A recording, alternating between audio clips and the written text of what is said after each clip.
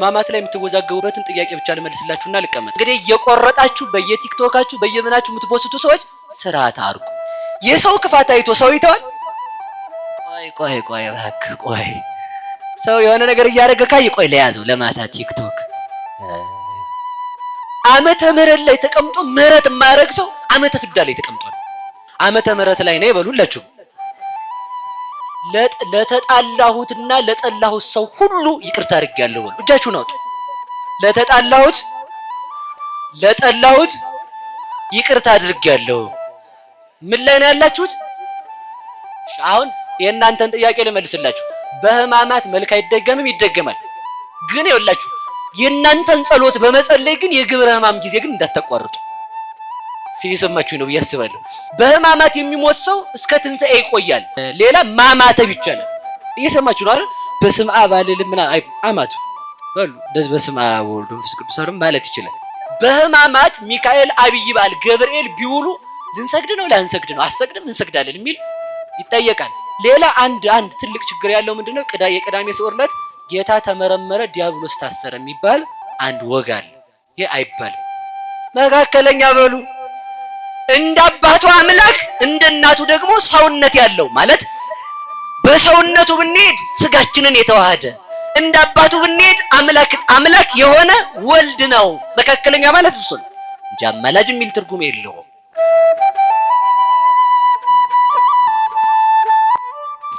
በስመ አብ ወወልድ ወመንፈስ ቅዱስ አሐዱ አምላክ።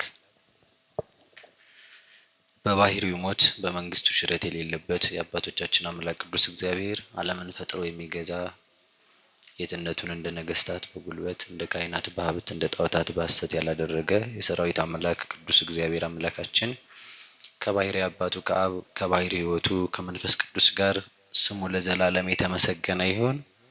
እግዚአብሔርን የወለደችልን የህይወታችን መሶብ ከሞት ወደ ህይወት ከርኩሰት ወደ ቅድስና ከጨለማ ወደ ብርሃን ከሲኦል ወደ ገነት ከሐሳር ወደ ክብር የወጣንባት ሥላሴን ያየንባት አይናችን ንጽሕተ ንጹሐን ቅድስተ ቅዱሳን ድንግል ማርያም ለስም አጠራሯ ክብርና ምስጋና ይድረሰው።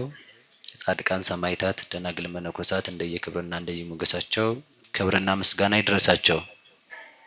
አቤት እንደምን አመሻችሁ። ያመሻችሁ እንደምን አመሻችሁ። ያላመሻችሁ እንደምን አመሻችሁ። ሰማችሁ ታዲያ ሰው ምን እንዳለ? ስለዚህ ያላመሸም ሰው ማለት ነው።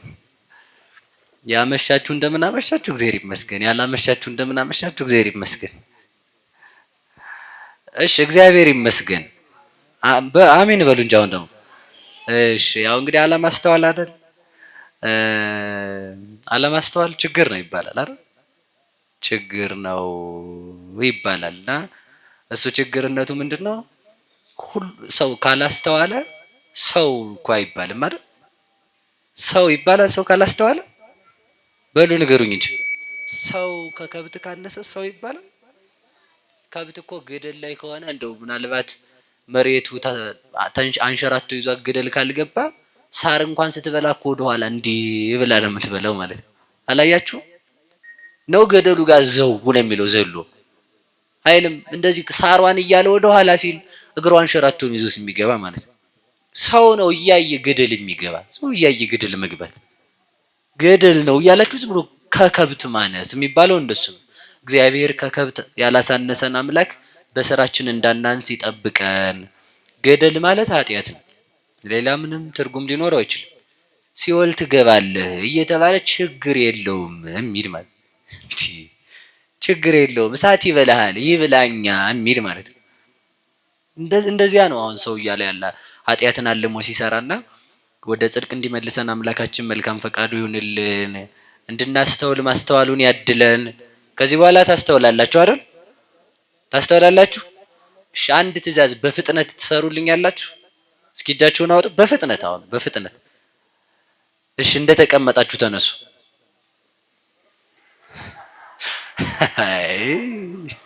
ከሰረ ይሁሉ ሰው ማለት ነው። ሁሉም ከሰረ ማለት ነው። አይቻልም።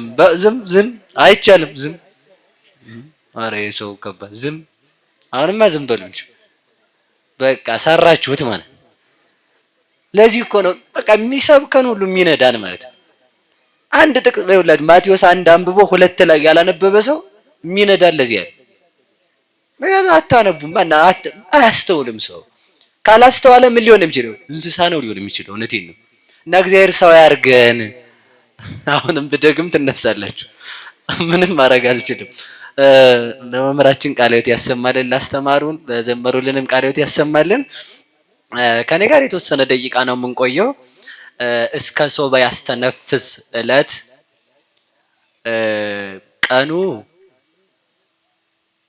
ቀኑ እስኪነፍስ ጥላው እስከ ሶበ ያስተነፍስ ዕለት ወይ ሀልፍ ጽላሎት። ቀኑ እስኪነፍስ ጥላው እስኪያልፍ አሐውር ለሌየ ሀበ ደብረ ከርቤ ውስተ አውግረ ስሂን። ወደ ከርቤው ተራራ ወደ ዕጣኑም ኮረብታ እሄዳለሁ።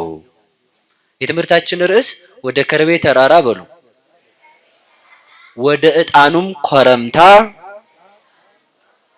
ምን እላለሁ በሉ ንገሩ ሁላችሁ። ምን ስትሆኑ ሲላችሁ ምን ትላላችሁ? በሉ ከኋላ የተናገርኩትን ቀኑ እስኪነፍስ ምን እስከሚል ነው የምትሄዱት? በሉ ንገር። እስከሚደርስ አላልኩም። ምንድነው?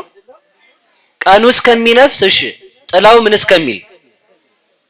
ቀኑ እስከሚነፍስ ብሎ ጥላው ምን እስከሚል እዛ ልብ ብላችኋል። ቀኑ ሲነፍስ ምን ትላለህ ማለት ነው? ትመለሳለህ ማለት ነው። ግልጽ ነው ንግግሬ። ቀኑ እስኪነፍስ እሺ፣ ከዛ ጥላው ምን እስከሚል? እስከሚያልፍ። ሁለት ሐሳብ ነው። ቀኑ እስኪነፍስ አለን እሺ ስንለው ጥላው እስከሚያልፍ። ከዛ የት ትሄዳለህ ስንለው አሐውር ለሌየ ሀበ ደብረ ከርቤ ወደ ዕጣኑ። በአጭር ቃል በአማርኛ ሲሆን ምንድነው ከርቤ የተባለው? ከርቤ ያለው ዕጣን እንዳለ ግዕዙን ወስዶት ነው። ወደ ዕጣን ተራራ ወደ ከርቤም ኮረብታ ሄዳለሁ ማለት ነው። ከዛ ምን ታገኛለህ ሄደ ስንለው ተመልከቱ። ያ ኮረብታ ምን ያደርጋል? ያ ዕጣኑ ምን ያደርጋል ስንለው ወይ ህድሳ ተመልከቱ። ወይ በላሁ አይዋፈ ምንድነው? የምድረ በዳ ወይራ መዓዛውን ይወርሳል። ወይ በላሁ አይዋፈ ቆላት የበረሃ ወፎችም ይበሉታል።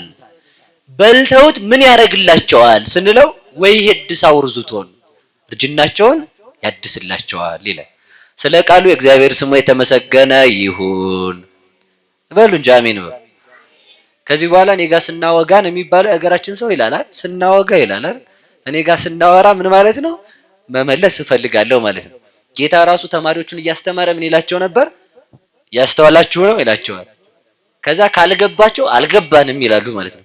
ከገባቸው አዎ ይላሉ ማለት ነው። ስለዚህ ይሄ ምንድነው? በጥያቄ ይነቃል፣ በመልስ ደግሞ ልብ ያርፋል ማለት ነው። ስለዚህ ጥያቄ ተማሪን ያነቃዋል። ለዚያ ነው ጌታ በጥያቄና በምሳሌ ነው ያስተማረው አይደል? እንደዚያ ነው እና እንድንመልስ እግዚአብሔር ይርዳን። መኃልየ ዘሰሎሞን ምዕራፍ 4 ቁጥር 6 መኃልየ ዘሰሎሞን ምዕራፍ 4 ቁጥር ስንት? 6 ይሄ ሐሳብ ብዙ ነገሮችን ይመልስልናል። ያው ሰዓት ስለማይበቃን አጠር አድርጌ ነው የምነግራችሁ። በቃ ሁለት ሀተታ ወይንም አንድምታ የሚባሉ ናቸው። እነሱን ከነገርኳችሁ ይበቃችኋል፣ ሌላው ቢቀርም ማለት ነው። በጣም ብዙ ነው ያሉ እና ያልተውና ሁለት ብቻ ነገራችሁ። እናንተም ቤታችሁን ትሄዳላችሁ፣ መርሐ ግብርም እንጨርሳለን ማለት ነው። እና ምንድነው መኃልየ ነው መጽሐፉ ምንና ምን መኃልየ። ጥያቄ ልጠይቃችሁ የማቴዎስ እስኪ መኃልየ ኦሪት ዘፍጥረት በሉ፣ ኦሪት ዘጸአት በሉ መልሳችሁ። ከዛስ ቀጥሉ፣ መቱን ቀጥሉ እንዴ ቀጥሉ እንጂ በቃ እንግዲህ ጨረሳችሁ ማለት ነው። በሉ ተናገሩ፣ መቱን። ስንት ልስጣችሁ ውጤት? እንቁላል ይሻላል። እንደዚያ ነው። እንቁላል ይዤ መጣሁ ይላል ሰው ዜሮ ሲያመጣ። እናንተ ማለት ስትዘምኑ ዘመናዊ ሆናችሁ ማለት ነው። ዘመናዊ ነው። ሰምታችኋል አይደል? ዘመናዊ ማለት ነው። ገብቷችኋል ብዬ አስባለሁ። ዘመናዊ መሆን ዘመናዊ መሆን ይገባል አይደል? ንግግሬ በራሱ አይገባም መሰላል። ሊቃውንቱ ስም ሲያወጡለት ምን እንበለው ይሄን ትምህርት ሲሏቸው ኃይለ ሥላሴ ጊዜ ዘመናዊ እንበለው አሉ። ከዚህ ነው የወጣው ስሙ። ገብቷችኋል አይደል? እና ምንድነው ዋናው ሐሳብ? ልብ ብላችሁ ስሙኝ። መኃልየ አሁን ባጭር ቃል ይኸውላችሁ የሆነ ሰው መጽሐፍ ቅዱስ አንጠልጥሎ ሊጠቅስ ሲመጣ እየሰማችሁ ነው አይደል? ኦሪት ዘፍጥረት እስኪ መጽሐፉን ግለጠው። እሺ ያው ሲገልጠው መጀመሪያ ላይ ምን ይላል? በሉ ንገሩኝ እንጂ ማን ነው እንደዚያ ብሎ የጻፈበት? ተረድታችኋል ያልኩትን? ማን ዘፍጥረት ነኝ ብሎ የጻፈበት ማን ነው ብሏል? እሱ ራሱ ዘፍጥረት ነኝ ነው የሚለው፣ ኦሪት ዘፍጥረት ነው የሚለው። ከዘፍጥረት አንስታችሁ እስከ ራዕየ ዮሐንስ ብታነቡ ይህን ስም የሰጡት የኛ አባቶች ናቸው። አሁን ተሰብስበው ሁሉ ተመልከቱ። ተሰብስበው እዚህ መጽሐፍ ቅዱስ ይዞ መጽሐፍ ቅዱስ ብቻ ነው የሚለው እኛ ነን የሰጠነው። ሰብስበን ዘፍጥረት ነኝ ብሎ እንዲያነበው የሰጠነው እኛው ነን። ማናቸው? ሰለስቱ ምዕት ናቸው። በአጠቃላይ ላችሁ የፈለኩት መጽሐፍ ቅዱስን ሰብስበው መጽሐፍ ቅዱስ ነኝ ይላል። መጽሐፍ ቅዱስ ነኝ ይላል። በሉ እንጂ ንገሩኝ። እኔ ብቻ ነኝ ይላል መጽሐፍ ቅዱስ ራሱ? አይልም እኮ። መጽሐፍ ቅዱስ ብቻ የሚሉ ሰዎች መጽሐፍ ቅዱስ እኔ ብቻ ይላል ወይ ራሱ? አይልም። አንድ ሁለተኛ ኦሪት ዘፍጥረት ዳዊት፣ መኃልየ፣ ኢሳይያስ፣ ኤርምያስ እኔ ኢሳይያስ ነኝ አይልም እኮ መጽሐፉ ራሱ። ሲሰጡ መጀመሪያ ላይ አርዕስት መግቢያ ተመልከቱ። ቅድመ ይዝክር ለባለ መጽሐፍ ወምዝ ለያንብብ። መጀመሪያ አስቀድሞ መጽሐፍ ሰው ከማንበቡ አስቀድሞ የመጽሐፉ ባለቤት ማን እንደሆነ እንዲያውቅ ኦሪት ዘፍጥረት ብለው ከዘፍጥረት አንስተው እስከ ራዕየ ዮሐንስ ያለውን አርዕስት የሰጡ ሰለስቱ ምዕት ናቸው።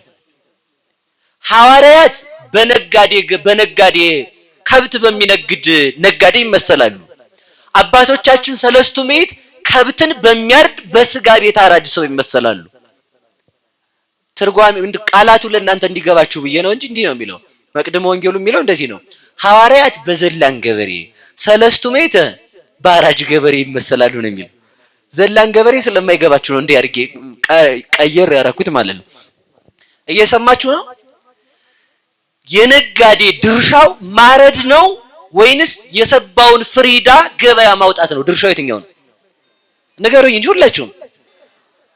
በሬውን ምን ማለት ነው? ገበያ ማውጣት ነው። የአራጅ ድርሻው ደግሞ ልብ ብላችሁ ስሙ። በሬው እንደተገዛ ገበያ ላይ እንደወጣ ፍርምባይት ላይ ነው ያለ። በግምት በዚህ አካባቢ ልንል እንችላለን አይደል? ብዙ ፈርጅ ያለው ብዙ የተለያዩ ክፍል ያላቸው ከላይ መጀኔ አራጅ ቢኖር ቢዘረዝርል ደስ ይላል። ስጋ አላቅም እኔ ማለት ስጋ አላቅም ማለት አርጃ አላቅም ብዬ ነው። ዶሮ እንኳን ስንት ነው የምትሆነው? 12 ብለዋል ሴቶቹ። 12 ትሆናለሽ። እኔ አሁን ረድ ቢሉኝ እኔ እኮ በመካከሉ ላይ በቢላዋ አንዴ ሰንጥቄ ነው ማሳርፋት አናቷን ብዬ ይሆንላችኋል ወንዶቹ። አንዳንዱ ይሆንለታል ማለት ነው። እኩል ተብሎ አሁን ይሄ እንዱ ወዲያያ እንዴ እኩል እኔም አንተም እኔ እንትን ሽንኩርት ትከትፍ አንተ እኔ ሽንኩርት ስከትፍ አንተ ደግሞ እዚያ ጋስቶ እንትን በል የምትል ሳህኑን ጠባው የምትል ማለት ነው። ይሄ እኩልነት እንዳይመስላችሁ። እውነቴን ነው። እየሰማችሁኝ ነው? እኩልነት አይደለም ነው ይሄ ለማለት የፈለኩት። ምንድነው መረዳዳቱን አይደለም እኔ የነቀፍኩት። እሷ በታመመች ጊዜ ማስታመም በቃ የሚያስፈልጋትን ነገር ሁሉ ማድረግ። በተለይ እርጉዝ ሲሆኑ ብዙ ነገር ያስፈልጋቸዋል። ያዩት ያምራቸዋል። አፈር ሁሉ ይበላሉ እናቶቻችን ሲያምራቸው ማለት ነው። እና እንዲያ ስለሚሆን መንከባከብ ጥሩ ነው። ግን እኩልነት ነው። አንተም ይሄን ስራ አይባልም በእውነቱ ማለት ነው። ወንድ ልጅ በባህሪው ምን ማለት ይፈልጋል? አክብሩኝ ባይ ነው። እስኪ በሉ አክብሩኝ ባይ በሉ። ምንም ይሁን ፈሪም ይሁን አይጥ ኮሽ ሲያደርግ የሚሮጥም ይሁን እንደው ጀግናው ካለችው አሁን አሽናው ይራዘም ነው ማለት ነው። ሴቶቹ ጅልነታቸው ታዲያ ወንድ ልጅ ማለት ነው ምን ያህልም ብትወጁ ክብሩን ከነካሽው አይወድም። እየሰማችሁ ነው አይደል? ሴት ልጅ ደግሞ ምንም ያህል ቢከፋት ከወደዳት ወደትም አትሄድ። ሴት ልጅ የምትፈልገው በባህሪዋ ምንድነው? መፈቀር፣ መወደድ ነው። ያ መወደድ ደግሞ በምን ይገለጣል ከተባለ ሆኖ መኖር። የመጀመሪያው ሴት ልጅ መወደዷን የምታውቀው ጊዜ በመሰጠት ነው አይደለም? ጊዜ በመሰጠት ማለት ነው። ጊዜ ለሴት ልጅ ጊዜ ካልተሰጠች ምን አለ ማለቷን ታውቃለች? የውሸት መሆኑን ታውቃለች ማለት ነው። ሴት ልጅ ብዙ ሰዓት መዳመጥ መሰማት ትወዳለች። መሰማት ዝም ብለን ምንም ታወራ ገርማል። ትናንትና እዚያ ወጥቼ ሳልፍ እንሽላሊት አስደንግጣኝ፣ እሺ እንቅፋት መጥቶኝ፣ እሺ እንዲህ ስለ፣ እሺ እንደዚህ ሲያልፍ፣ እሺ ዝም ብለህ አዳምጥ። ዝም ብለህ ምን ትጨቀጭጭኛለሽ ካልካት ሰውዬ ይመጣልሃል ጉዶ እዚያ በኋላ ማለት ዝም ብሎ ማዳመጥ ጥሩ ነው። ምን ማለት ነው ጥሩ? አዛኝን እውነቴን እኮ ነው። አትወዱም? እሺ እናንተው ተነጋገሩ። አትወዱም? እየሰማችሁኝ ነው? ልብ የት ይገኛል? የሰው ልብ የት ያርፋል ብትሉኝ የሚሰማው ሰው ጋር። የት ነው የሚያርፈው? በሉ ንገሩኝ እንጂ። ይኸውላችሁ ሰው እንዲወዳችሁ፣ ሰው እናንተ ጋር እንዲመጣ ከፈለጋችሁ ቆይ እኔ ላወራ ማለት ዝም ብላችሁ ማዳመጥ ማለት ነው። መፍትሄም እኮ ላሰጡ ትችላላችሁ። የሆነ ሰው አዝኖ ካገኛችሁት ማለት ነው፣ እያለቀሰ ካገኘ ምን ሆነህ ነው ብላችሁ ዝም ብላችሁ ስሙት። ያወርደው እንዳለ እዛ እፎይ ብሎት ቅልል ይለዋል ማለት ነው። ቅልል ይለዋል ዝም ብሎ ማለት ነው። ስለዚህ ሴቶች ምን ይፈልጋሉ? መሰማት። ስለዚህ ወንድ ምን ማለት ነው? ማዳመጥ አለብህ። ቆይ ካልክ ችግር ይፈጠራል። እንዲያ የሚል ነገር የለም። ስለዚህ ወደ ነገር ልመልሳችሁ እና ከስንት ይሆናል ያላችሁት? ከ12 ይሆናል። ያችን ዶሮ ገበያ ያወጣት ሰው ስጋዋን ያውቃል? ማለት ከፍሎ እንደዚህ አሁን እየታረደ ነው መሰል የሚሸጣሉ በከተማው እየታረደ መሸጥ አምጥቷል። ግን አንገቱን ቆርጠው ዝም ብለው ነው የሚሰጧቸው አይደል? እንደዚያ ነው አሉ ማለት ነው። ይሁን ግን ተባርኮ ያልታረደ ግን አትብሉ። ሰምታችኋል? ዝም ብሎ እንትና የቀነጠሰው አይበላም፣ ነውር ነው። ባርኮ ነው ክርስቲያን የሚያርደው አይደል? እና እንደዚያ ማድረግ ጥሩ ነው። እና ሐዋርያት በምን ይመሰላሉ ሲባል በዘላን ገበሬ። እስኪ በሉ በዘላን ገበሬ በሉ። በሬ የተባለው ትምህርት ነው። መጽሐፍ ቅዱስ እንዳለ እንደወረደ አርዕስት ሳይሰጠው ምዕራፍ ሳይሰጠው ቁጥር ሳይኖረው እሱ ምን ይባላል? በሬ ይባላል። ሐዋርያት ክርስቶስ ያስተማረውን አስተማሩ፣ ያስተማሩትን ጻፉ፣ የጻፉትን አስቀመጡት። ያንን የጥቅስ በሬ የጥቅስ ሙክት ሰለስቱ ምዕት ሰብስበው የማቴዎስ ወንጌል ብለው ክርስቶስን ተመልከቱ። ወንጌሉ የክርስቶስ ሲሆን በማን ተጠራ? በማቴዎስ በሉ እንጂ በሉ በማቴዎስ በሉ። ወንጌሉ የማን ነው? ወንጌሉ የማን ነው? ቅዱሳን አያስፈልጉም የሚል ጅል ሰው ካለ ምን መልስለት? ይሄን ነው። ወንጌል የማን ነው? የክርስቶስ በሉ እንጂ እላችሁ ካህኑ ይላል ራሱ አይደል? ወንጌሉን እንደዚህ አድርጎ ገልጦ ሲመጣ ነዋ ወንጌለ መንግስተ ሰማያት ነው የሚለው። እነሆ መንግስተ ሰማያት መርታ የምታስገባ ወንጌል ይላል። እስኪ ምን መንግስተ ሰማያት ምን ብላ የምታስገባ? ወንጌል የት የምታስገባ ናት? መንግስተ ሰማያት። መንግስተ ሰማያት የምታስገባ ወንጌል ካለ ወንጌል የማን መንግስት ናት ማለት ነው? የእግዚአብሔር። ወንጌል የእግዚአብሔር መንግስት ሆኖ የማቴዎስ ወንጌል ከተባለ በወንጌል ቅዱሳን ከተጻፉ ቅዱሳንን በሌላ ወረቀት ብጽፋቸው ይደንቃሉ ወይ? እስኪ ከመጽሐፍ ቅዱስ ውስጥ አሳዩኝ። የጌታ ወንጌል የሚል አለ እንዴ? በሉ እንጂ ንገሩኝ። የጌታ ወንጌል ነኝ የሚል ክፍል አለ? ክርስቶስ ሁሉን ሰጥቶ ቸርነትን ብቻ ነው ያተረፈው። ሁሉን ሰጠ እኮ ተመልከቱ። እንዲህ አላቸው፣ ወባይቱ ኢትትፈስሑ በዝንቱ አለ። በዚህ አትደሰቱ። ወባይቱ ተፈስሑ እስመ ተጽሕፈ አስማቲክሙ በሰማያት። መደሰት ያለባችሁ ስማችሁ በሰማይ ስለተጻፈ ነው። ሰማይ ወረቀት የለም። ሰማይ መጻፊያ ጻፊ የለም። ምን ማለት ነው? ሰማይ የተባለ ራሱ እግዚአብሔር ነው። መደሰት ያለባችሁ ተመልከቱ፣ ስማችሁ በምን ስለተጻፈ? አጋንንት ስላስለፈለፋችሁ፣ ሙታን ስላስነሳችሁ አይደለም። እንግዲያስ ሰማይ በመባል በእኔ ልብ ስማችሁ ስለተጻፈ ነው ይላል። የሕይወት መጽሐፍ ራሱ እግዚአብሔር ነው። በሕይወት መጽሐፍ በእግዚአብሔር ልብ ቅዱሳን ከተጻፉ በወረቀት ቢጻፉ ይደንቃል ወይ ነው? ይደንቃል? በሉ ንገሩኝ። ይደንቃል ወይ? በልቡ ካሰበኝ በወረቀት ቢጽፈኝ ይደንቃል? ሰው በልቡ ይጻፋችሁ በወረቀት ከሚጽፋችሁ። የዚህ ዘመን መዋደድ በምንድን ነው? በወረቀት ነው። ከዛ ሲያልፍ በምንድን ነው? በቃላት ነው። ከዚያ ውጭ በስራ የለም፣ ዜሮ ነው። እና ተመልከቱ፣ ወደ ነገር ልመልሳችሁ። ስለዚህ የማን ወንጌል ነው የሚባለው? የማቴዎስ በሉ እንጂ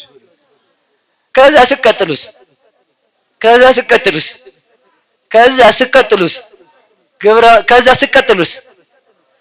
ስቀጥሉስ ምን አለው እግዚአብሔር የራሱ ወንጌል የት አለው? ይሄን የሰጡ ማን ናቸው ካልክ ሰለስቱ ምዕት ናቸው። ከዛ ምን አደረጉት መሰላችሁ? ያንን የጥቅስ ሙክት ሐዋርያት ያስተማሩትን ክርስቶስ የሰበከውን ነቢያት የተናገሩትን እንዳለ መጽሐፉን ሰብስበው መልክ አወጡለት። ምን ብለው ሰጡት? ኦሪት ዘፍጥረት፣ ኦሪት ዘልደት ማለት ነው።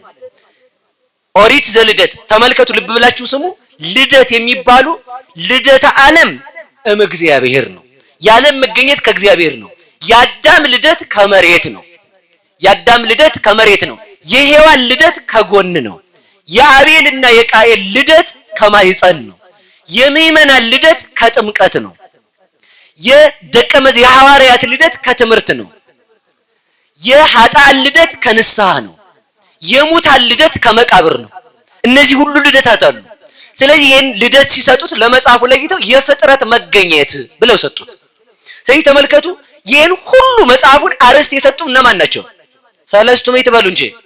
ሰለስቱ ምዕትን ሳያውቁ መጽሐፍ ቅዱስ መጥቀስ ጅልነት ነው እያልኩ ነው። በሬው ተመልከቱ። ሰው እኮ ነገሩ እኛ ስናደርግ አይደል ማን ያረደው አንል ዝም ብለን አይደለም እንበላ እንዲያ ማለት ነው። እንዲያ ስለሆነ ይህንን ጥቅስ ከፍለው የጥቅስ ሙክትን ከፍለው በምዕራፍ በቁጥር አስቀምጠው ህዳግ ሰርተው ከዚህ ውጪ ቤተክርስቲያን የምትመራበት ቤተክርስቲያን የምታውቀው መጽሐፍ የለም ብለው ለቤተክርስቲያን ሰጧት። ቤተክርስቲያን ጠበቀችው። ቤተክርስቲያን ልክ እንድትሆን መጽሐፍ ቅዱስ ይጠብቃታል። መጽሐፍ ቅዱስ ልክ እንዲሆን እናንተን እንዳያበላሹት ቤተክርስቲያን ትጠብቀዋለች። የመጽሐፍ ቅዱስ አረዳድና ትርጓሜ ልክ እንዲሆን ታሪኩን ጠበቀች። ያንን ታሪኩን አስከበረችው፣ ተረዳችው። ትርጓሜ የሚያስፈልገውን በሐዋርያን አረዳድ ተረድታ የሐዋርያትን ሕይወት ኖረች። ማን? ቤተክርስቲያን። እስኪ ቤተክርስቲያን በሉ። ዘይች ናት ቤተክርስቲያን የምንላት። መጽሐፍ ቅዱስን የምታውቅ መጽሐፍ ቅዱስ የሚያውቃት ለመጽሐፍ ቅዱስ መሰረት አድርጋ የሰጠችው ምዕራፍ ቁጥርን የሰጡ ሰለስቱ ምዕት ያሏት ናት ቤተክርስቲያን። ስለዚህ እቺ ቤተክርስቲያን እስከ መጨረሻው ዘመንን ትመዝናለች እንጂ ዘመን አይመዝናትም። ምን አመላችሁ? እስኪ በሉ ቤተክርስቲያን በሉ። ዘመንን ምን ትላለች? ዘመን ግን አይመዝናትም። ዘመንን ትለካለች እንጂ ዘመን አይለካትም። ዘመንን ትሻገራለች እንጂ ዘመን አያሻግራትም። ስለዚህ ቤተክርስቲያን ዘመንን ቀድማ ዘመንን ለክታ ዘመንን አልፋ የምትኖር ናት ስንል ፈጣሪዋ ዘመን እንደማይለካው ዘመንን ፈጣሪዋ እንደሚለካ ቤተክርስቲያን ዘመንን ትለካለች እንጂ ዘመን ቤተክርስቲያን አናያካትም። ስለዚህ ከዚህ የተነሳ ፈጣሪዋ ቀድሞ እንደነበረ አሁንም እንዳለ ወደፊትም እንደሚኖር ቀድሞ የነበረው ፈጣሪዋ የፊት መጨማደድ ጉስቁልና ሳያገኛት እንደጠበቃት ሐዋርያትን እንዳስነሳላት ነቢያትን እንደላከላት መምህራንን እንደሾመላት ስጋውን እንደቆረሰላት ደሙን እንዳፈሰሰላት ስርዓት እንደሰራላት ልብ ብላችሁ ስሙ። ወመምህር ዘይትቃወም ለነ በሰለስቱ ምዕት አድሮ አርዮስን በ150 ሊቃውንት አድሮ መቅዶንዮስን በጉባኤ ኒቅያ በጉባኤ ቁስጥንጥንያ በእነዚህ ሁሉ ተነስቶ በቅዱስ ቄርሎስ አድሮ ንስጥሮስን እንዳወገዘ እንደረታ እስከ ዕለተ ምጽአት ድረስ በሚነሱ መምህራን አድሮ እስከ ዕለተ ምጽአት የሚነሱ መናፍቃንን ይረታል እግዚአብሔር። ስለዚህ እግዚአብሔር ከኛ ጋራ ነው። ምን ነው? ከዛ የተነሳ ነው። እግዚአብሔር ከማን ጋር ነው? በሉ ንገሩኝ እንጂ። ከኛ ጋራ ነው። ለምን መሰላችሁ? እኛ ልክ የምንሆንበት ምክንያት ከዚህ የተነሳ ነው። የተቆራረጠ ሰንሰለት የለም። ተመልሰን ወደ ኋላ ብንሄድ የምናገኘው ክርስቶስን ነው። ወደፊት ብንሄድም ሰንሰለታችን ክርስቶስ ነው። ይህ መብራት እንኳን ከተቋሙ ከቆጣሪው ከተቆረጠ እንደማይበራ ከክርስቶስ የተለየ መምህር እንኳን ቢሆን ብርሃንነት የለውም፣ ጨለማ ነው እርሱ።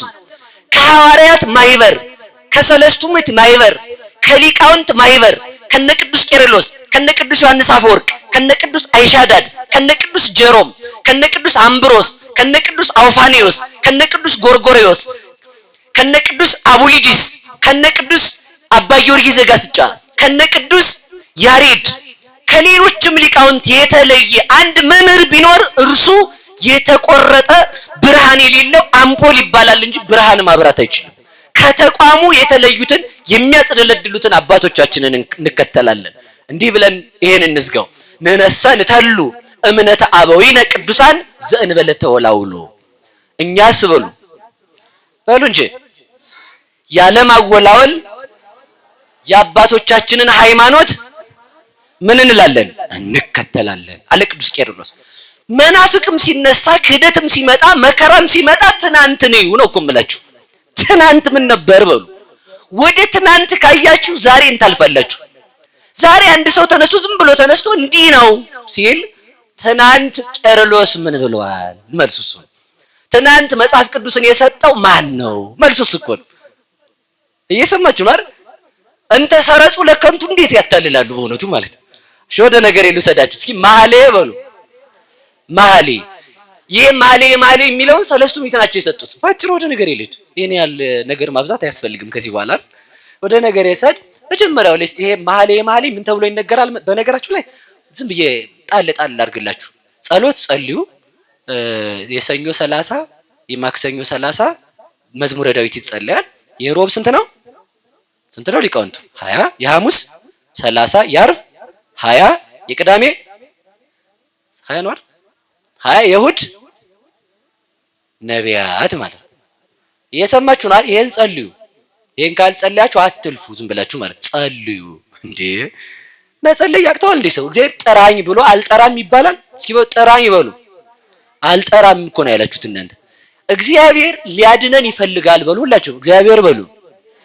ሊያድነን ይፈልጋል። ግን ምን ይፈልጋል መሰላችሁ? ቀስቅሰኝ ይፈልጋል።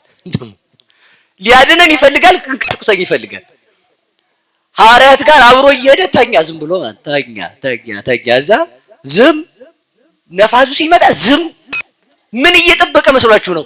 እያወቀ ቀስቅሱኝ ይላል እግዚአብሔር ይላል። እስኪ በሉ እያወቀ በሉ ቀስቅሱኝ። ስለዚህ ምን እንድንለው ይፈልጋል? እየጸለይን አድነን እግዚኦ ከመ ይንሙት፣ አቤቱ እንዳንጠፋ አድነን ስንለው ተንሳ ወገሰጾሙ ለነፋሳት ወኮነ አብይ ዛሂን፣ ተነሳ ነፋሳትን ገሰጻቸው ታላቅ ጸጥታ ሆነ ይላል።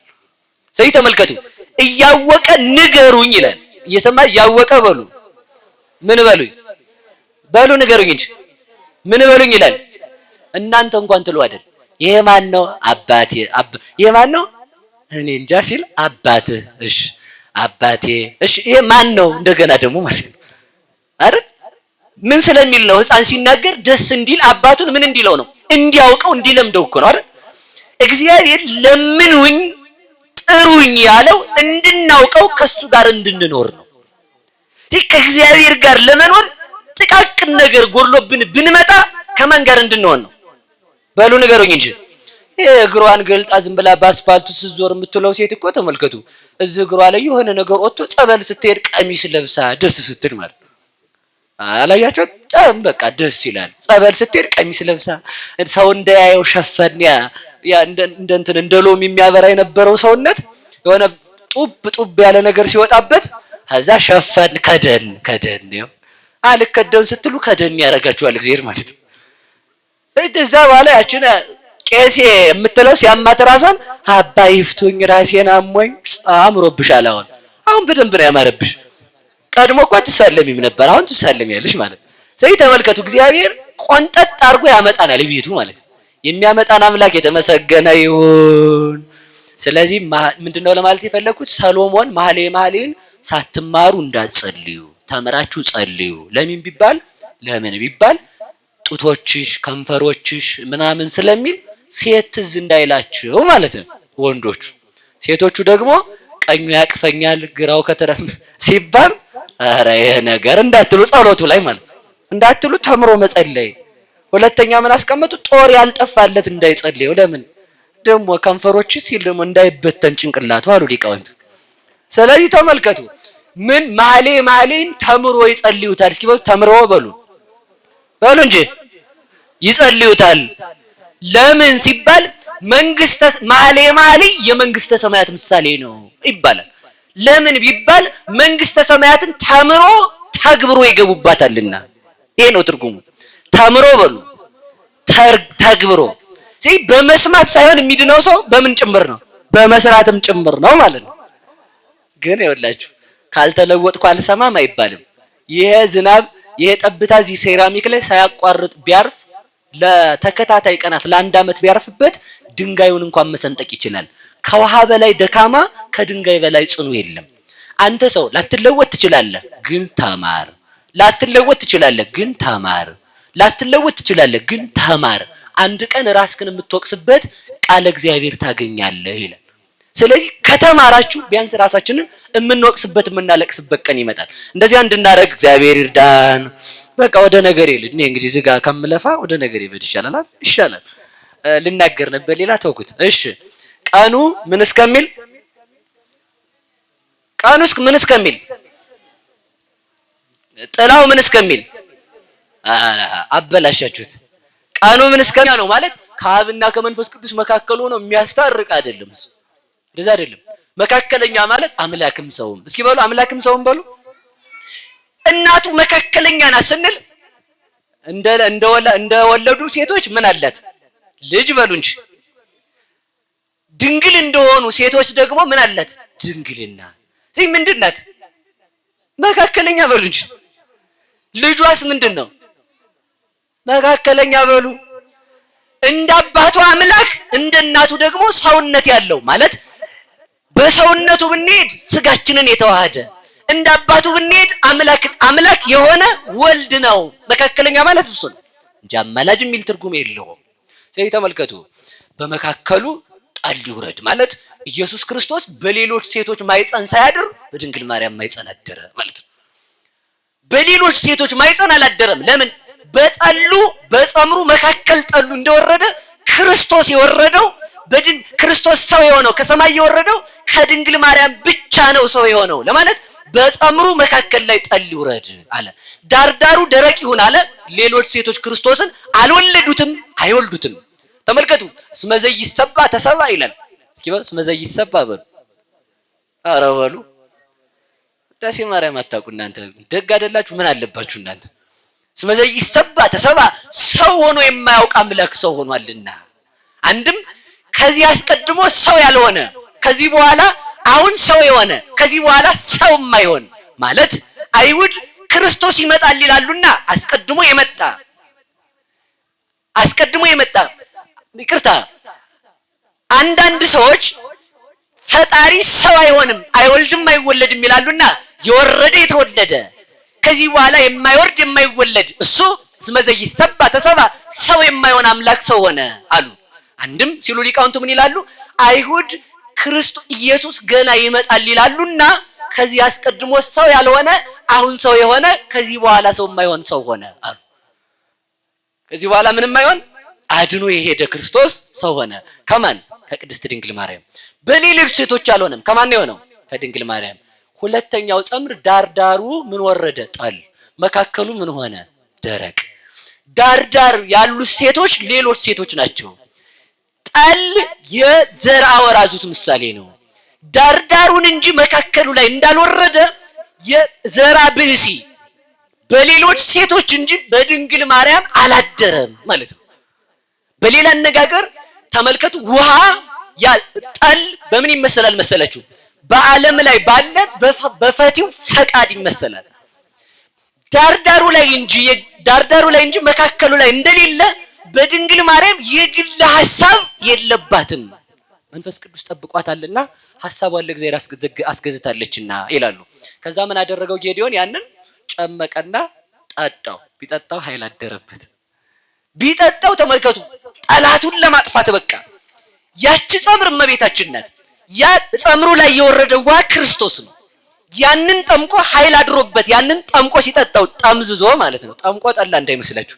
ጨምቆ ሲጠጣው ኃይል አደረበት። ጠላቱን እንዳጠፋ ከድንግል ማርያም የተወለደውን የክርስቶስን ስጋና ደም ተቀብለን ጠላታችንን ዲያብሎስን ድል እንነሳለን። ስለዚህ እግዚአብሔር ከሁላችን ጋር ይሁንልን። ስለዚህ ምን ይገኛል? አራቱ ሲነፍሱ ምን ይገኛል? ምሕረት በሉ እንጂ። ክርስቶስ ምንድነው ብለው አስተማሩ? ያለ ዘር የተወለደ ነው። ማን ነው በዘር ተወልዷል ብሎ ያስተማረ? የለም። አንድም ሐዋርያ የለም። ስለዚህ ያለ ዘር መወለዱን ከሐዋርያት ተምረናል። ስለዚህ ወደ ነገር የምንሳችሁ እነዚህ ቆይ ባጭሩ ልጠቅልለው። ጠል ወልደ እግዚአብሔር፣ ዝናብ ስጋው፣ በረከት ተክሊላዊ፣ ንስሐ፣ ፍሬ ሃይማኖት፣ መዓዛሽ አበባ ምግባር፣ መዓዛ ሆሙ ለቅዱሳን የሌሎችን ልብ ሰርቆ የሚያመጣ ምግባር ፍሬ መንግስተ ሰማያት ናት ይላሉ ተርጓማያን። አራቱ ያለመለሙትን ስምንቱ ያደርቁታል በሉ እንጂ እላችሁ። እነዚህ ስምንቱ የተባሉት ከሃዲ ጳጳስ፣ አላዊ ንጉስ፣ መናፍቅ ሰባኪ ናቸው። እነዚህ ሐዋርያት ያስተማሩትን ያይደለ ሌላ ትምህርት እያመጡ የሚያስተምሩ ይብሰተ አእምሮ ማለት የአእምሮ መድረቅ ማለት ከእግዚአብሔር የተለየ ሕሊና ይፈጥራሉ። በመለምለም ተመልከቱ። በወልደ እግዚአብሔር ፈንታ ሩቅ ብእሲን ይሰብካሉ፣ ተራ ሰውን ይሰብካሉ። በድንግል ማርያም ፈንታ ሌላ ልቦለድ ሴት የግላቸውን ሴት እያመጡ ይሰብካሉ። ትንቢተ ኢሳይያስ ምዕራፍ 7 ሲተረጉሙ አንድ መጽሐፍ ቅዱስ ማህበር ያሳተመውን ሳነብ አዝኛለሁ። ምን ይላል መሰላችሁ? ድንግል ትጸንሳለች ወንድ ልጅም ትወልዳለች የሚለውን የኢሳይያስ ሚስትም ጸነሰች ወንድ ልጅም ወለደች ብለው ጽፈውታል። ሰማችሁ አይደል? ይሄን ብለው ጽፈዋል። ልቦለድ የሚያበቅሉ ማለት ይሄ ነው። ቤተ ክርስቲያን የምታውቀውን ብቻ ተቀብላችሁ አንብቡ። ማንም ለግል ፈቃዱ የጻፈውን አትቀበሉ። ታውቃላችሁ አይደል? ስምዖን ድንግል ትጸንሳለች ወንድ ልጅ ትወልዳለች ሲፍቅ ነበር። ሶስቴ ፈቀው አይደል? ተጽፎ ተገኘ። ኋላ ምን አለ? እንዳትፍቀው ይሄን ቀን ሳታይ አትሞትም ነው ያለው። ለሰው የማይቻለው ለእግዚአብሔር ይቻላል። አንተ ያልቻልከውን ሌላ ሰው አይችልም እንዴ?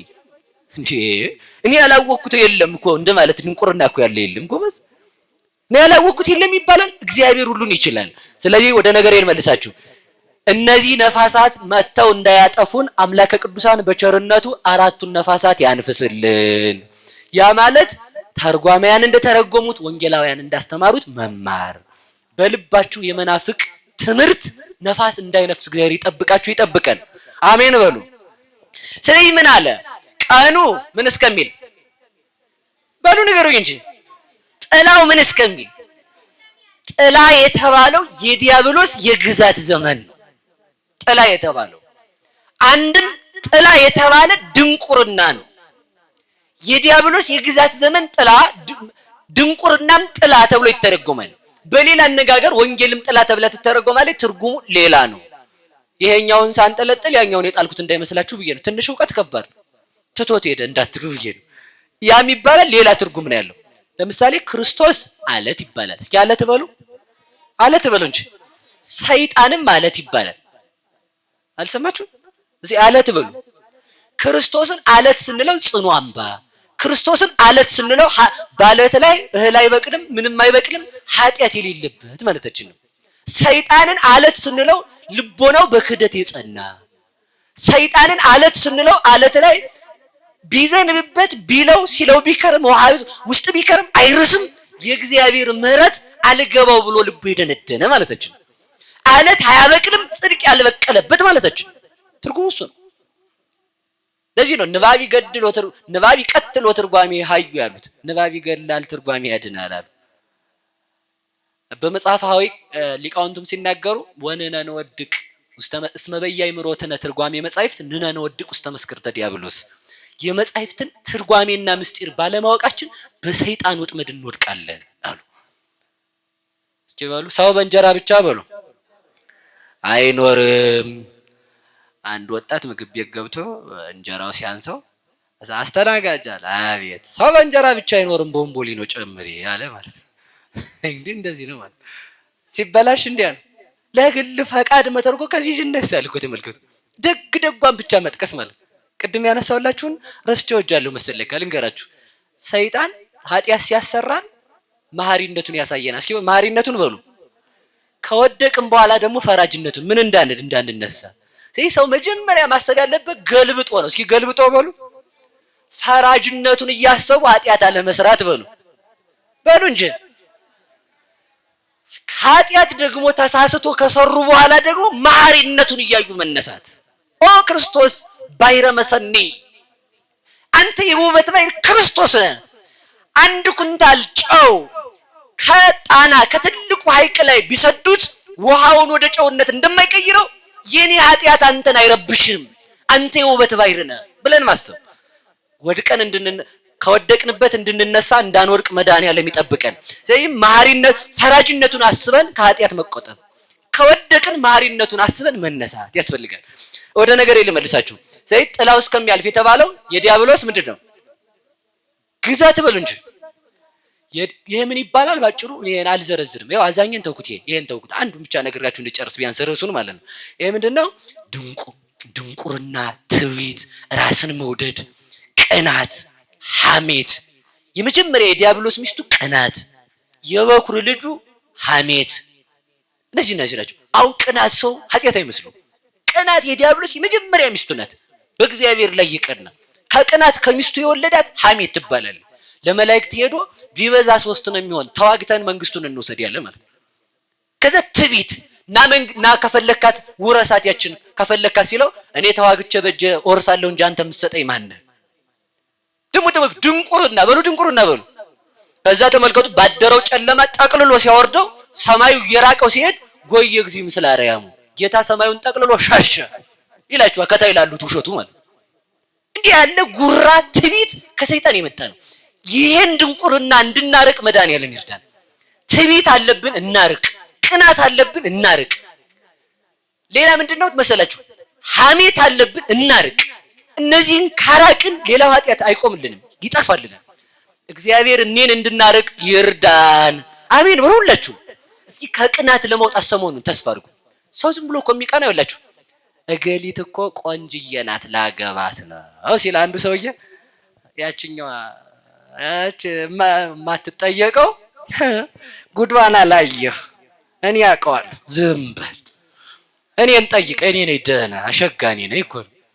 ዝም ብሎ ምንም ባታረጉት ሰው ካመሰገናችሁ ይናደዳል። እገሊት ሸጋና ሲባል ኧረ ተወው ዝም ብለህ አይ አንቺ ሸጋነሽ ስትባይ ኧረ አይደለሁም ጨምረኝ እኮ ነው ጨምረኝ በደንብ አድርገን እንዲሁ እኮ አስቀዳሽ ቆራቢ ጸላይ እንዲልሽ እኮ ነው አይደል? በእኛም አለ አይደል? አለ ሁሉ በእኛም አለ፣ በዚህም አለ፣ በዛም አለ። የሌለበት ሰፈር የሌለበት ሰፈር እንትና ሰባኪ ጥሩ ናቸው እሳቸውን ማቃቸዋለሁ እኮ ተው አለ እዚህ ማይተማሩ ብለህ ነው ዝም ብለው። እዚህ ጋር አንድ ዘማሪ ወጥቶ እዚህ ሊዘምር ሲል ቁጭ ብለና አንዱ መራገር ማሪ ይበላው እንጂ ሰው አዮ ተጫወተበት ሸፋፋ ትዕቢት ማለት እመቤቴን ካለቀቀን እውነቴን ነው ምንም አንረባም። በቃ ተው ዝም ብለህ ይሄ ሊለቀን ይገባል። ይኸው አንተ ሸጋነ ቢባል እኮ ሰው አዎ ነው። ታዲያ አንተ ሸጋነ ስትባል ደስ ካለ በሞቴ ልንገራችሁ እየሰማችሁ ነው። በጣም ቅናታችን ካስቸገረን እንዲህ እንበል ቢያንስ ማለት ነው ዝም እንበል። ዝም ብለን በቃ መመለስ ካቃተን ቢያንስ ደግነት መናገር ካቃተን ክፋት ከመጥፋት ዝም እስኪ ዝም በሉ ዝም በሉ እንጂ እገሌ ጥሩ ነው አዎ በሉ እንጂ ይሄን አችሉ ስለማንችል ዝም እያመመን ቢሆን ዝም ባይሆን ትለማመዳለህ ዝምታን ማለት ነው። ክፉ መተንፈስ ተመልከቱ። እኛ መጥላታችን አንሶ ሰውን እንዲጠላው ማድረግ ዲያብሎስ ጌታን ጠልቶ ጌታን ደግሞ መላእክት እንዲጠሉት ያደረገ የጋኔን ልጅ ነው። ሰውን ጠልቶ ሰውን የሚያጣላ የእውነቴን ነው እየሰደብኳቸው አይደለም። ከዚህ ጥላ እንድንወጣ መድኃኒዓለም ይርዳን። እሺ ወደ ነገሬ ብቻ አንድ ብቻ ተናግሬ ልጨርስ። ከዚህ በኋላ የተወሰነ ደቂቃ ነው የሚኖረው ለዘማሪያን እንዲለቅ ማለት ነው። እናንተም እንድትሄዱ ይላል አይደል? የመሰነባበቻ እያላችሁ ትዘፍኑ አይደል? እናንተስ እኔስ የመሰነባበቻ ጨመር ባረጋችሁ ይከፋል? አይከፋም አይደል? ግን አልጨምርም። እሺ የመሰነባበቻ ከዛ ተመልከቱ። አሐውር ለሌ ሀበ ደብረ ከርቤ። እስኪ ባሉ የመጀመሪያውን ንገሩኝ። ቀኑ ምን እስከሚል ጥላው ምን እስከሚል ቀኑ ምን እስከሚል ወንጌል እስከምትሰራ ማለት ነው። ጥላው ምን እስከሚል የዲያብሎስ ሕግ እስከሚያልፍ የባርነት የድንቁርና የጥንት አብሶ የበደል ዘመን እስከሚዘጋ ዓመተ ፍዳ እስከሚያልፍ ቀኑ ምን እስከሚል እስከሚነፍስ ወዴት ሄዳሉ? እስኪ ዓመተ ምሕረት በሉ ዓመተ ምሕረት ዓመተ ማት ሆኗል ሰው ማለት ነው። ዓመተ ምሕረት ማለት ይቅርታ የተደረገበት ዘመን። ምሕረት በተደረገበት ዘመን ምሕረት የማያደርግ በመዓት ዘመን ያለ ሰውን ይመስላል። ሁላችሁም እጃችሁን አውጡ። ምን ላይ ነው ያላችሁት? ንገሩ። ሁላችሁ በሉ፣ ከፍ አድርጉት እንጂ እንደዚህ እንዳይ። ዓመተ ምሕረት ላይ ነኝ በሉ። የያዛችሁትን መዓት ከውስጣችሁ አውጡ። ቁጣ ያን ጥል አውጡ ከውስጣችሁ። ምን ላይ ናችሁ? ብርሃን ላይ የተቀመጠ ሰው ካላየ ይጠቅመዋል። አሁን አይኑን ጨፍኖ አምፖል የለም ዘው አይኑ ብርሃን አለ በቃ ጨፍኝ ነው የሚሄድ እያለ ቢደናበር ጉድጓድ ይገባል ማለት ነው። ዓመተ ምሕረት ላይ ተቀምጦ ምሕረት የማያደርግ ሰው ዓመተ ፍዳ ላይ ተቀምጧል። ስለዚህ ወደ ትሄዳለህ? ወደ ተራራ በሉ እንጂ። ተራራ ሰላም ነው። ተራራ እርቅ ነው። ተራራ ያደክማል።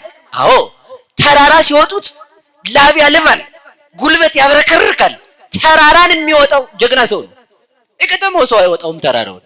እንዴት አድርጎ እናቴ ወገቡን ሲያስር ያው ግሸን ሲሄድ አይቼዋለሁ። ይኸው ከተለያየን መንገድ ተዘግቶብን ግሸን ለመድረስ መከራውን ሰው ወገቡን አስሮ ኧረ አልሄድም ይቅርብኝ ይላል። ተራራን የሚወጣው ጀግና ነው። ተራራ ሲወጡት ያደክማል፣ ከወጡ በኋላ ደስ ይላል። ሲወጡት በሉ ያደክማል። የሰውን ክፋት መተው፣ የተበደሉ በደል መተው ያደክማል። እስኪ በሉ ያደክማል በሉ። ግን በደሉን ከተዋችሁት በኋላ ሰላም አለ ማለት ነው። እስኪ አሁን ሁላችሁም ትነሳላችሁ አንድ ጊዜ። በሞት ያፈርሰው ተነሱ፣ ተነሱ፣ ተነሱ። ሁላችሁም ተነሱ። ሁላችሁም በሞት ያፈርሰው እንደው አፈርሰውን ብያለሁ። ዓመተ ምሕረት ላይ ነው ይበሉ ሁላችሁም። ለተጣላሁትና ለጠላሁት ሰው ሁሉ ይቅርታ አድርጌያለሁ በሉ። እጃችሁን አውጡ። ለጠላሁት ይቅርታ አድርጌያለሁ። ምን ላይ ነው ያላችሁት? አሁን እኮ የምትሉት ደሞ ሳድባኝ እንዲህ ከፍ ዝቅ አድርጋ ደሞ እሷን ደሞ እሱ እንዲህ በድሎኝ ተራራ ነው እሱ። ተውት። ምሕረት ካረጋችሁ በኋላ ሰላም አለ። ምሕረት አድርጋችኋል? እስኪ ያረጋችሁ እጃችሁን ከፍ አድርጉት። ሁላችሁም ከፍ አድርጉት። እግዚአብሔር ምሕረት አድርጎልናል። ወደዚህ ተራራ ያወጣን አምላክ የተመሰገነ ይሁን። ቁጭ በሉ። አሁን ጸሎታችሁን ማን ይሰማል? እኛ ምሕረት ስናደርግ ማን ምሕረት ያደርጋል? እማይምር ሰይጣን ነው በሉ። እማይምር ሰይጣን ነው፣ እማይምር ሰይጣን ነው፣ እማይምር ሰይጣን ነው ማለት ነው። መልከቱ ዛዳነነ ምደጸላይ ዛልቦ ምሕረት አለ ቅዱስ ኤፍሬም። ምሕረት ከማያደርግ ምሕረት ከማይሰማ የሰውን ኃጢአት ሸልጎ ገምግሞ ከማይተው ከጥንተ ጠላታችን አዳነን። ሰይጣን ምሕረት አይሰማም፣ ሰይጣን ምሕረት አያደርግም። ሰይጣን የሰውን ክፋት አይተው። ሰይጣን ምሕረት አያደርግም በሉ ንገሩኝ እንጂ። ምሕረት ስለማያደርግ ምሕረት አይደረግለትም።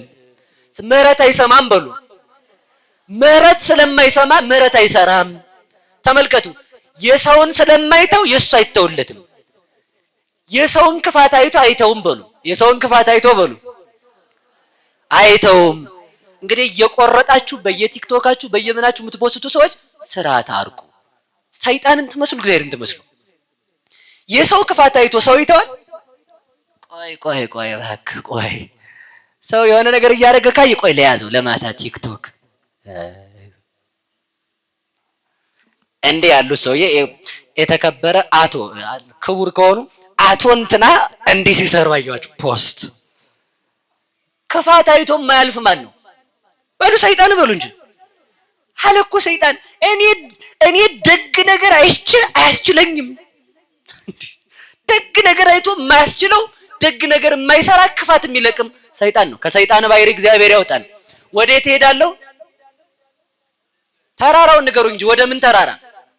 ወደ ተመልከቱ፣ ወደ ከርቤው በሉ ተራራ፣ ወደ ዕጣኑም ኮረብታ እሄዳለሁ። የከርቤ ተራራ የተባለችው እመቤታችን ናት። ከርቤ ዕጣን የተባለ ልጇ ነው። ተራራ መባሏ ልብ ብላችሁ ስሙ። ተራራ ከፍ ያለ እንደሆነ ከፍጥረታት ወገን ከፍታን ማየት ከፈለገ ከድንግል ማርያም በቀር ከፍ ያለ ፍጥረት የለም ብዬ መልስላለሁ። ከፍ ማለት ምን ማለት ነው? ተራራ ከፍ ይላል። አዎ። ገነትም ከፍ ትላለች። አዎ። ደመናው ከፍ ይላል። አዎ። ጨረቃ ከፍ ብላ ጠፈር ላይ ነው ያለችው። አዎ። ሐኖስ ከፍ ያለ ነው። አዎ ከዛ በላይ ደግሞ ተመልከቱ፣ ከጠፈር በላይ ሐኖስ ከፍ ያለ ነው። አዎ ኢዮር ኤረር ራማ ከፍ ያሉ ናቸው። አዎ ከዚያ በላይ 7 ሰማያት አሉ። አዎ ከዚያ በላይ ተመልከቱ፣ እግዚአብሔር ይጸውር ድደ ወይነብር ጠፈረ አዚ ዓለም በእራሁ። ሰማዩ ተመልከቱ፣ አልብ ከጠፈር ወአልብ ከመሰረት። ጌታ ለኛ ሰማይ ጠፈራችን፣ መሬት መኖሪያችን ነው። እግዚአብሔር ለጠፈሩ ጠፈር፣ ለመሰረቱ መሰረት ነው። ከፍ ያለ ነገር ከፈለገ መሰረት የሌለውን ከላይም የሚወስነው የሌለውን ተመልከቱ። አልቦቱ ምድናን ዋትቶርስ ራሱን ዝቅ አንገቱን ዘንበል የሚያደርግበት ቦታ የሌለውን እግዚአብሔርን ከመወሰን፣ እግዚአብሔርን ከመጽነስ፣ ለእግዚአብሔር እናት ከመሆን እግዚአብሔር ጸባዖት መታሰቡ ልብን የሚያደክም የእግዚአብሔር እናት ከመሆን በላይ ዓለምን በመሃል እጁ የያዘ እንደ ጽና ቢሉ አንጠልጥሎ እንደ እንቁላል ቢሉ ደፍኖ የያዘ እግዚአብሔርን በማህፀን ከመሸከም በላይ ምን ከፍታለ? ምን ከፍታለ? ከዚህ በላይ እሷን የሰጠን እግዚአብሔር ይመስገን። አሜን በሉላችሁ። እሷን የሰጠንማ እግዚአብሔር ይመስገን እንጂ ተራራ ላይ የወጣ ሰው ዝቅ ብሎ ሜዳውን እያየ አየሩን እያሸተተ ዛፎቹን በዛፎቹ አበባ እየተመሳሰጠ ይቆያል። ከድንግል ማርያም እቅፍ የተገኘ ሰው ዳዊትን ቢፈልግ መሰንቆውን ይዞ፣ ሰሎሞንን ቢፈልግ መኃልዩን እየተናገረ፣ ኢሳይያስን ቢፈልገው ድንግል በድንግልና ጸንሳ ትወልዳለች ሲል፣ ሕዝቅኤልን ቢፈልገው የተዘጋች አዳራሽ ቀይ ጎልማሳ እንደታጠቀ ሳይከፍት ገብቶ ወጣ ሲል፣ ሰለስቱ ደቂቅን ቢፈልጋቸው ከእሳት ለመውጣት ፈጣሪያቸውን እየተማጸኑ፣ አዳምን ቢፈልገው መድኃኒቱን ድንግል ማርያምን እያየ ሀቤከ አንቀይዶነ ዘትነብር ውስተ ሰማይ፣ አቤቱ ጌታ ሆይ ዓይናችንን ወደ አንተ እንሰቅላለን። እስከ መቼ? እስከ አመ ይሳለነ። የገረድ የሰራተኛ ዓይኗ ወደ እመቤቷ፣ የልጅ ዓይን ወደ እናቱ ምን እስከሚያገኝ ዳቦ እስከሚያገኝ እንደሆነ አለ ቅዱስ ዳዊት ዓይኖችን ወደ አንተ ገልጣለሁ አለ። እስከ መቼ ስለው እስከ መቼ ስንለው ይቅር እስከሚለን ዓይኖቹን ገልጦ እግዚአብሔርን ያየባት ያቺ ተራራ እመቤታችን ናት። ነቢያት እያንቀላፉ ሞቱ።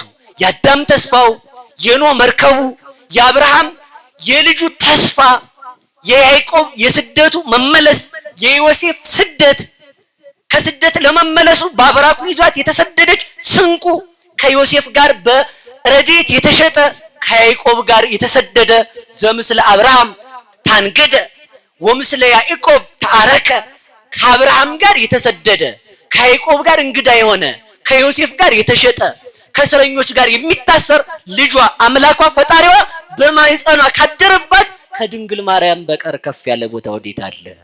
የማን ልጆች ናችሁ? ይሄ እዚህ ተራራ ላይ ታዲያ ይኸውላችሁ እየሰማችሁ ነው። ቅንቡርስ አይወጣም፣ አሳማ አይወጣም። ቤት አባቱ አልፎ እየተንከባለለ ማለት አይወጣተርም። ቤት አልፎ እዚህች ተራራ ላይ ሲወጡ ድካም አለው። ከህሊና በላይ የሆነ የማይመረመር ማንነት አላት። ለምን? የማይመረመረው እግዚአብሔር እናት ናት። እዚያች ተራራ ላይ ይወጣ ሁሉን ያያል። እስኪ በሉ ተራራዋ ላይ ይወጣ በሉ ሁሉን ያያል። የጥምቀት እንደው ትዝ አይላችሁ? አባት ልጁ ትከሻው ላይ አድርጎ አቢ አየው እዛ አባዬ ከፍ አድርገኝ እዛ ጋር ያሉት ይላል አይደል? እዛ አባትዬ ያችም ትከሻ ሆና ቁጭ በል በዚህ ላይ የነሽከም እዛ አየሁት አባዬ ዞረ ይው ይላል ማለት ነው። ያችም ትከሻ ሆና ማለት ነው። እኛ ያለነው ተመልከቱ። ወጾሮ ዲበመትክድ ምድር ወሶበረከቦ ለበግ ግዱፍ የጠፋውን በግ ፈልጎ ባገኘው ጊዜ ወጾሮ ዲበመትከፍቱ ያንን በግ ቤት ተሸከመው ስንል በትከሻዋል። በክርስቶስ ትከሻ ላይ የጠፋው በግ ለመቀመጥ የበቃው ድንግል ማርያም እግዚአብሔርን ብትወልደው አይደለም። ከድንግል ማርያም በላይ ከፍ ያለ ተራራ የለም። እሺ ወደ ነገር ልጅና አልጨርሰው። አንዱ ትርጉም አላለቀም፣ እኔ ተወዋለሁ ምንም ማድረግ ስለማልችል ማለት ነው። ማናት ተራራ ባሉ ነገሩኝ እንጂ ታዲያ እዛ ጋር ያለ ቅንቡርስን የስለ ድንግል ማርያም እንጂ ነገረኛ አልፈልግም። እናንተ ጅላችሁ እንዴ? ተራራው ላይ የወጣ ሰው ነው የሚያውቀው። የድንግል ማርያምን ተራራነት የሚያውቀው ዮሐንስ አፈወርቅ ነው። የድንግል ማርያምን ተራራነት የሚያውቀው ቅዱስ ኤፍሬም ነው። የድንግል ማርያምን ተራራነት የሚያውቀው ልጇ ነው። በዚያ ተራራ ተመልከቱ፣ መጽሐፈ ሄኖክ ምዕራፍ 7 ላይ ወርኢኩ ሰባተ አድባረ ክቡራነ እለያን ተመልከቱ፣ 7 የከበሩ ተራሮች አየሁ። እነዚህ የዕንቁ ተራራ ናቸው። መዓልት ወያንበለብሉ መዓልተ ወሌሊተ ቀንም ሌሊትም ያበሩ ነበረ አለ። የመካከለኛው ተራራ ግን ከሁሉ ተራራ ይበልጣል። ተመልከቱ ያንን የመካከለኛውን ተራራ የመካከለኛው ተራራ ዕፀ ሕይወት ያለበት ነው። ዕፀ ሕይወት ክርስቶስ ነው። ከዛ 4 ምንጭ ይገኛሉ። 4ቱ ምንጭ 4ቱ ወንጌላውያን ናቸው። ከዚያ ወጥተው ዓለምን ያጠጣሉ። 4ቱ ምንጭ ግዮን፣ ኤፍራጥስ፣ ኤፌሶን 4ቱ ወንጌላውያን ዓለምን ቀድሰው ለእግዚአብሔር አቅርበዋል። ያን ተራራ ስጋዊ ደማዊ ሰው ሊነካው አይችልም። ድንግል ማርያምን በምድራዊ ሕይወት በሆድ የተያዘ ሰው የነ አርስቶትል የነ ዲዮጋኔዎስ የሌሎቹ የነ ፕላቶ የነ ዜን የነ ኦሾ ልብ ያለው ሰው ድንግል ማርያምን ሊያውቃት አይችልም። ማን ብቻ ነው የሚያውቃት? ዮሐንስ አፈወርቅ ነው የሚያውቃት። ቅዱሳን ሐዋርያት ያውቋታል። የነሱ ልጆች ያደረገን እግዚአብሔር ይመስገን። ስለዚህ ወዴት እንሄዳለን? ወደ ተራራ በሉች። ተራራዋ ማናት? ተራራዋ ማናት? እመቤታችን። አንድ አሁን ዕጣንን ብቻ ተናግሬ ትምህርት ልጨርስ ነው። ከዛ እዛ ላይ ምን አለ ስንል ያ ተራራ ምንድነው ስለው ዕጣን፣ የዕጣን ተራራ። ዕጣን ከሩቅ እንዲሸት አበው ሽታዋን እያሸተቱ ሞቱ። ለሙሴ በመቃብር ውስጥ ከገነት የመጣችው ዕፀ ሕይወት ድንግል ማርያም ነበረች። የሷ ምሳሌ ነበረ። አበው እያንቀላፉ ዋዲ በተስፋው ሀደረት ስጋዬ እስመ ይትሐድጋ ውስተ ሲኦል ለነፍሴ። ቅዱስ ዳዊት ነፍሴን በሲኦል እንደማይተዋት አምናለሁ እያለ አንቀላፋ። ማንን ተስፋ አድርጎ? ድንግል ማርያምን ተስፋ አድርጎ። ይህ ሁሉም የአበው ተስፋ ማናት? በሉ ንገሩኝ እንጂ ይሄን አልተረጉም። መቼም አንቺቱ ተስፋው ለአዳም ብተረጉም ትርጓሜው ራሱ ያሳድራል አለበተች። አልተረጉም። ምን ላድርገው እኔ? ስለዚህ ተመልከቱ ያቺ ናት ዕጣን የተባለ ምኑ ቅድስናዋ። ያን እያሸተቱ ይመጣሉ። እነማን መጡ? ሁሉ ይመጣል። መላእክት በድንግል ማርያም ይመጣሉ። ለምን? ጌታቸውን ወልዳለች። ወዶ መስሏችሁ ነው እንዴ? ገብርኤል ደስ ይበላችሁ እናንተ እረኞች አለ የልደት ዕለት። ምን አግኝተህ ነው ስንለው አይቶት የማያውቀውን አምላክ አይቶት። መልስ እኮ እሱ ነው። በዚያች ተራራ መልአክ መጣ። በዚያች ተራራ ምድራውያን ከተሙ። በዛች ተራራ እግዚአብሔር ተገኘ። ራሱ የተገኘልን አምላክ የተመሰገነ ይሁን። እሺ ከዛ ምንድነው ያለ? የበረሃ ወይራ ልቶ እንግዲህ በኃጢአት የኖረ ሰው ብላችሁ ተርጉሙት። ከዛ ምን ይላል አለ? እርጅናውን ያድሳል። እስኪ በሉ እርጅናውን ያድሳል። ምኑን ያድሳል? እርጅና ማለት በኃጢአት በሞት ፈርሰን እንዳንቀር ትንሣኤያችን የማን ልጅ ነው? የድንግል ማርያም ልጅ በሉ እንጂ።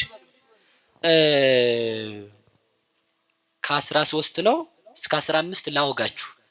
ፊታችን ማን ነው? ሕማማት አይደል? ሕማማት ነው አይደል? ሕማማት ላይ የምትወዛገቡበትን ጥያቄ ብቻ ልመልስላችሁና ልቀመጥ። በሕማማት አሁን እንግዲህ ተመልከቱ። የተራራው መዓዛ የተባለው ክርስቶስ ነው። ዕጣን የተባለው ተራራ የተባለች ልጇ ናት። ዕጣን የተባለ ክርስቶስ። እስኪ ዕጣን ማን ነው? ክርስቶስ በሉ እንጂ። እሳት የመለኮት ምሳሌ ነው። ዕጣን የክርስቶስ የወልድ ምሳሌ ነው። መዓዛው የመከራው ምሳሌ ነው። መዓዛው የምኑ ምሳሌ ነው? ሰሙነ ሕማማትን ክርስቶስን ስናስብ ምኑን እያሰብን ነው? የመታመም ሳምንት በሉ በሉ እንጂ። በዚያ ሳምንት ቅዳሴ የለም። በዚያ ሳምንት ፍትሐት የለም። በዚያ ሳምንት ቁርባን የለም። ለምን ለምን በሉ እንጂ።